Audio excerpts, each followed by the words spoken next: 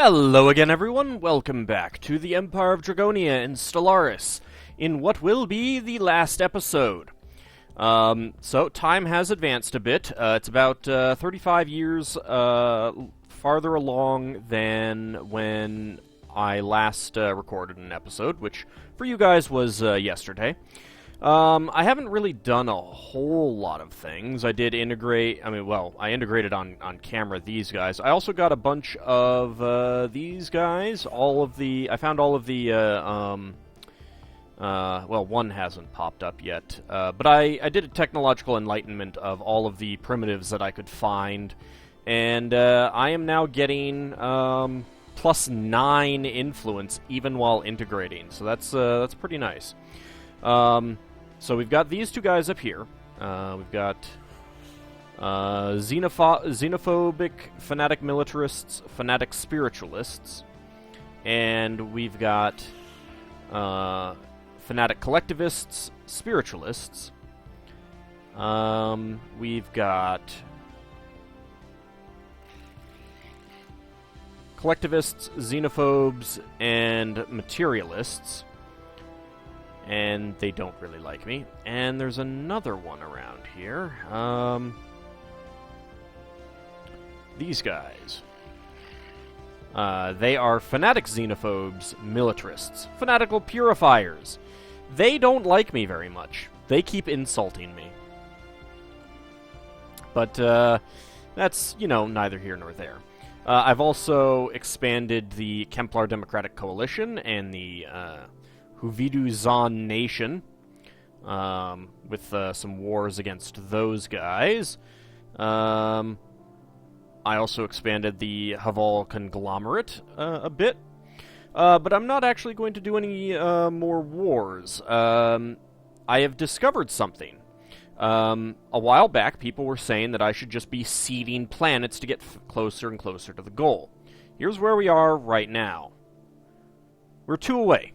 We own 285 out of the 287 planets required. Vassal planets count. So it doesn't matter if you vassalize, it doesn't matter if you cede. They both count towards this progress. Our vassals are owned by us, essentially, so they count. So it doesn't matter about integrating, it doesn't matter about vassalizing. You can vassalize, you can cede, whichever. What really just matters is the number of planets under your direct or indirect control. So we need 2. Well, it just so happens that the sheet system has 2 worlds in it, and I have a fair number of colony ships lying around. So let's go ahead and colonize both of these. Okay, I have fewer colony ships than I thought I did, but they've just been sitting around for a little bit. So, let's see. That would actually be the better spot, but we'll go right there for now. Call it Citadel. And this one here, which is Bleak. This will go right there.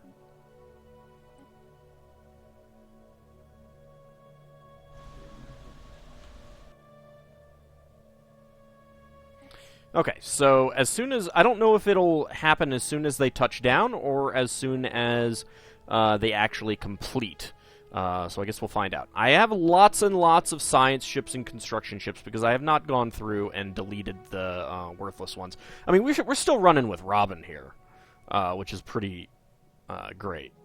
Let's see. So...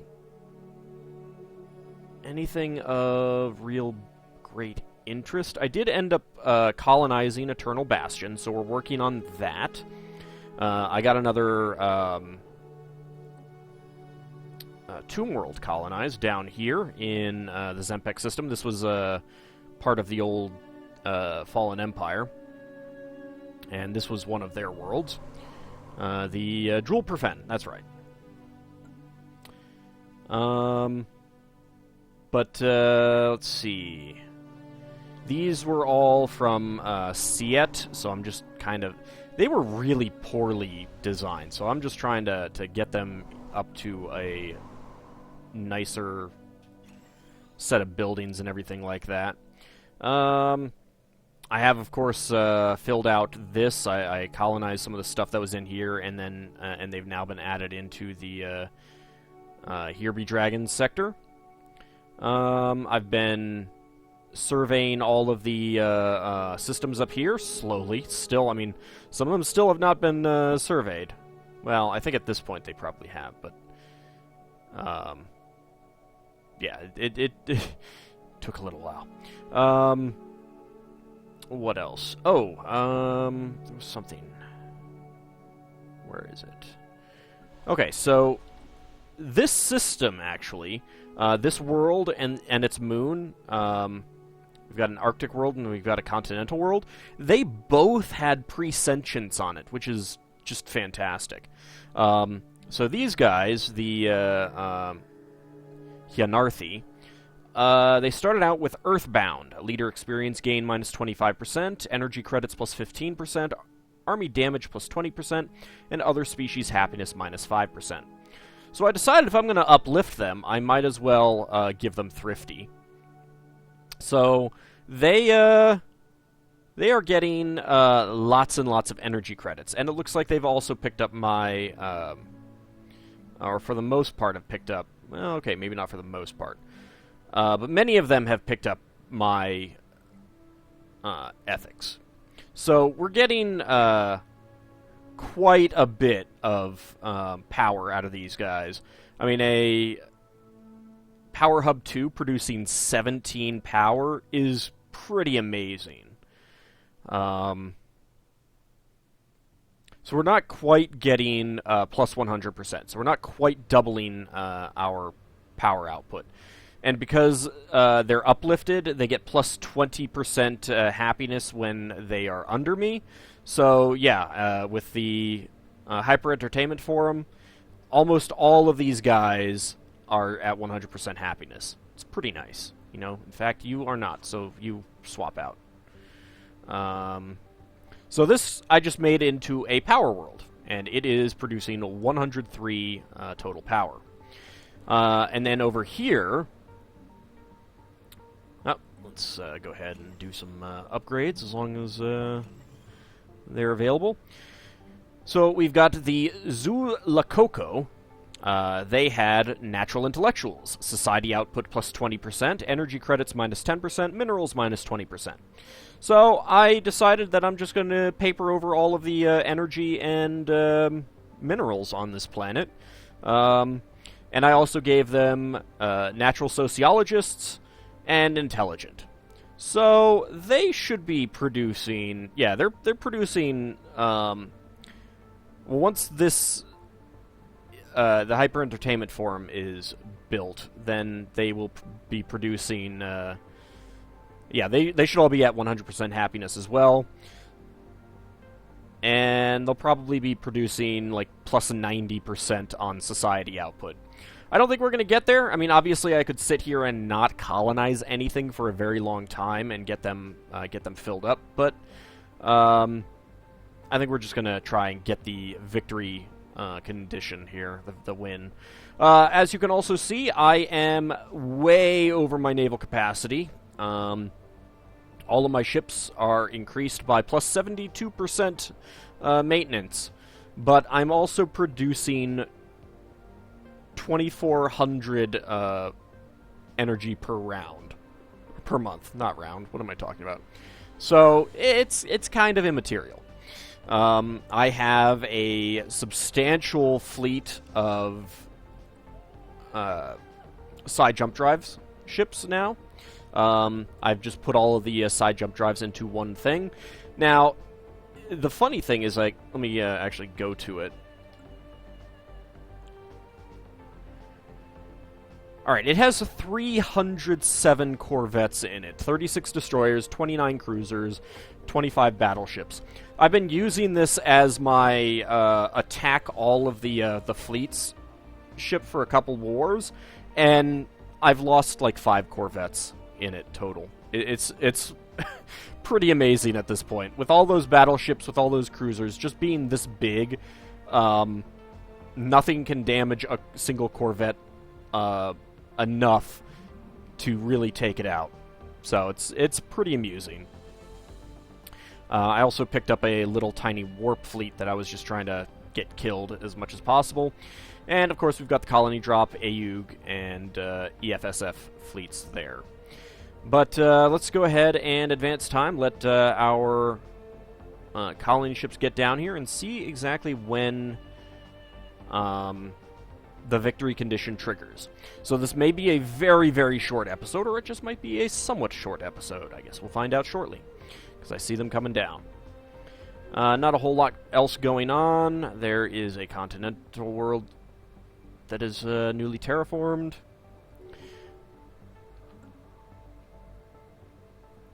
That's a governor getting a level up. Now, I should also, if we take a look at the current empires, and if we go strictly by opinions, I think that these feudal civilizations do have an opinion rating. It's just hidden. Yeah, so plus 45, so that's why they're in here. Plus 40. I guess we could take the primitives out. Some of these guys actually do kind of like me. The Commonwealth of Balkaz-Ita actually like me by 68. They asked me for a research agreement, and I decided, whatever, why not? I'll do that. I am integrating the Cartel of Poligar, but since it doesn't really matter, when they already count towards my total, so it doesn't matter that that's happening. I just was working on some of the smaller stuff. As you may have noticed, I did integrate the Cerulans here. Relative power-wise, there are two groups who are inferior. Everyone else is pathetic. These guys are pathetic in fleet power, but equivalent in naval capacity and technology level. I'm kind of guessing that technology level hits equivalent and then stays there and doesn't consider things like all the recurring techs or something like that. That's my guess. The Commonwealth of Balkaz-Ita are pathetic on fleet power, inferior on naval capacity, meaning that they have not hit the cap of 1,000. And then technology level is equivalent. And then most of these people are basically all going to be pathetic, and equivalent, or pathetic, inferior, and equivalent. I think we'd have to get down to, the really small guys. Yeah, pathetic. And these are all the, the Kesem Interstellar Accord is saying their fleet power is equivalent. I think that's a bug. Incidentally, the Empire of Dragonia owns the center of the galaxy. Just wanted to, mention that.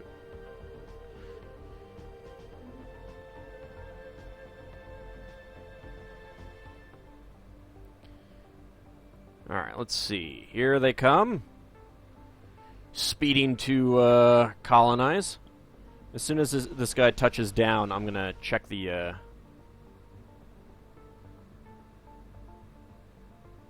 victory condition. Okay, so he is touched down. He is building. Does that count? That does count. So, here we go. This is going to be it.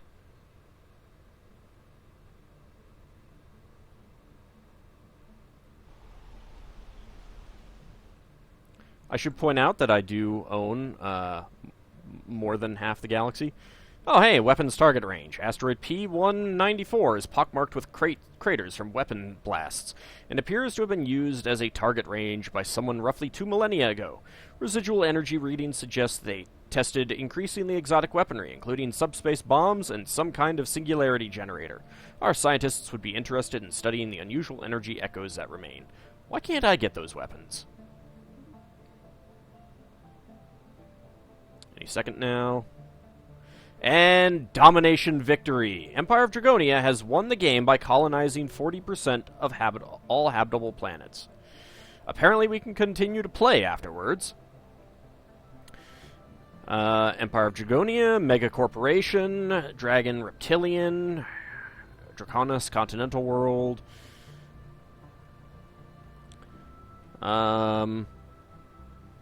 Okay, so planet-wise, we have 154. So, yeah, that is counting all of our vassals in those totals. Clickstack Commonwealth has 49. They came in second. Commonwealth of Balkaz Ita at 28. Durin Consortium at 26. Of course, they count towards our total. League of Banthurian Domains also counts towards our total. Pops. We are also overwhelmingly dominating on that. Military fleets. Wow. That is pretty impressive. It does not look like it includes any of the... Nope. There's a Chim Hive. They're actually quite a bit bigger than Kesem Interstellar Accord. No one. Okay, so they showed up as 0 probably because as equivalent probably because it's 0 and it's just a bug. So yeah, we definitely have the strongest fleet. This is in terms of naval capacity usage.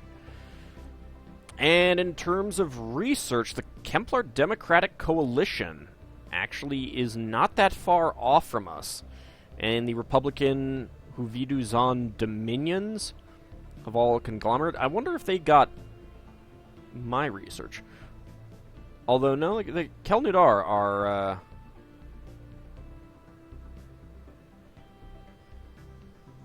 Alright, I would kind of like to know what exactly that's recording.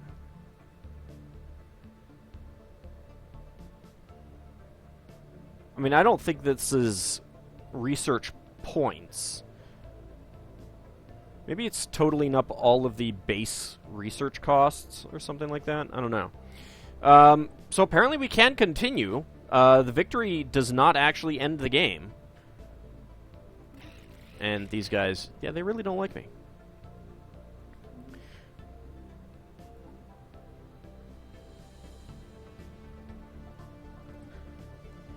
I wonder if that means that you could just get the conquest victory then as well.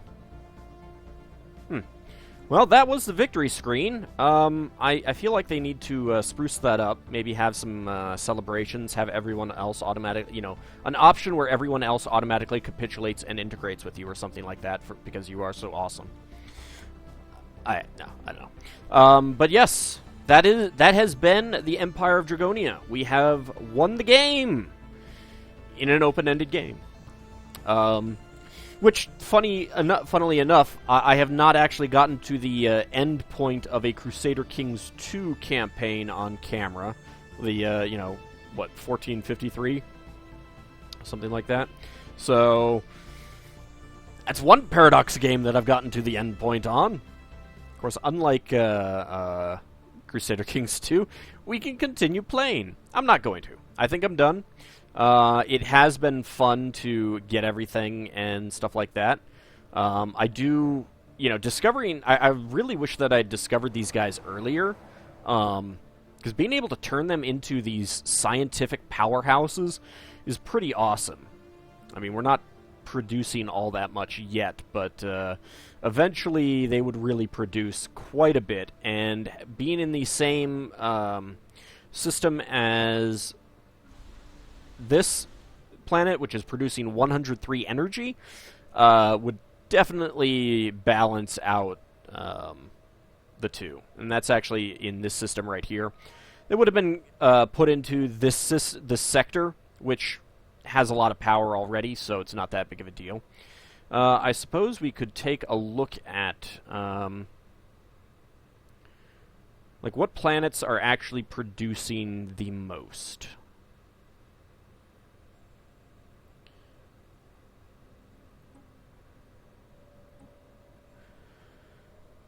So our ring world is, of course, producing the most minerals. It is also producing the most... Well, it is not actually producing the most energy. That goes to Drakenfels. I do believe that Drakenfels is the world that I put all my Betharian power plants on, yeah.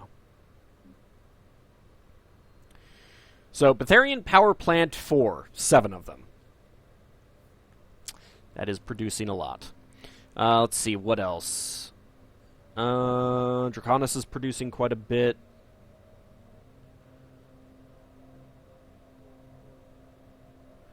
course, Draco Hydra is negative, but it is producing 116 society research.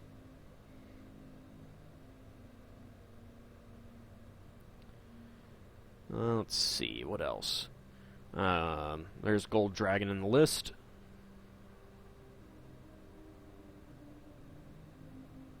See, I mean, I wish that you could sort by the individual, like, sort by energy, sort by minerals, sort by, well, it's pointless to sort by influence. Sort by physics research, sort by society research, and sort by engineering research, but they don't give us that option. Let's see.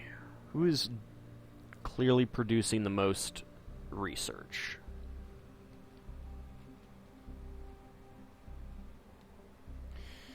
Alright, so Draco Hydra is at 116 on society research.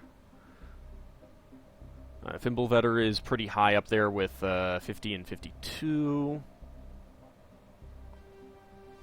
Yeah, that's producing the most of my personal planets. In the sectors, Here Be Dragons is producing 650 society research. Stardew Valley is fairly even with 165, 206, and 245. Zartli is producing 356. Vibindak is 249. I mean, I'm almost at 3,000 total society research, which is pretty fun. But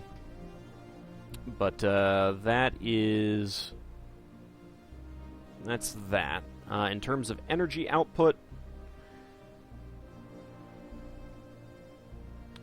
722 for Esteraeus 1. Palatial District is producing 520. Celestial Throne is 490, which is going to be way more than just about anyone else. Athura is actually producing a fair bit with 281. Stardew Valley at 219. And Here Be Dragons is only producing 113, because they're so heavily focused on research. But yeah, I mean, like, once you get the Fallen Empires under your control, their worlds under your control, it's resources are no longer an issue. Although going over your cap, planet cap, does make a huge difference. I was like 4 over when I integrated someone, and I would have lost 2,000 energy credits a turn if I didn't put anything away. Now here's something funny though. The Palatial District, they have 77,269 energy credits out of 5,000. That's insane. Well, the Maya sector is at 116,000, but that's because they've been going so long. Whereas Here Be Dragons is actually only at 6,000. How did you get so much? Well, you're producing 64, which is quite a bit, but that's just crazy.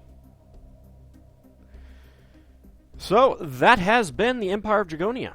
I do not know if I will start up another... Well, no, I should put it this way. I'm not going to start up another Stellaris campaign until the next big patch comes out, which is Heinlein.